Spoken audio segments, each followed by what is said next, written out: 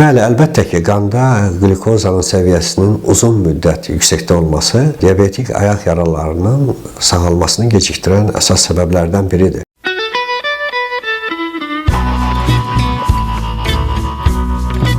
Buna görə də yarası olan xəstələrə tövsiyəmiz əlbəttə ki, pəhriz gözləmək şərti ilə gündəlik olaraq şəkərə nəzarət olunması tövsiyə olunur. Eyni zamanda onların endokrinoloqların bir yerdə işləməsi vacib şərtlərdən biridir. Bəzən biz cərrah olaraq endokrinoloqlardan istəyimiz odur ki, yarası olan xəstələrdə şəkərin qanda konsentrasiyasını, səviyyəsini normal səviyyəyə gətirsinlər. Və eyni zamanda bu işdə əlbəttə ki, xəstə özü də aktiv olmalıdır. Şübhəsiz qandakı şəkərin yüksək olması yaranın sağalma prosesində ləngidir, regenerasiya proseslərini ləngidir.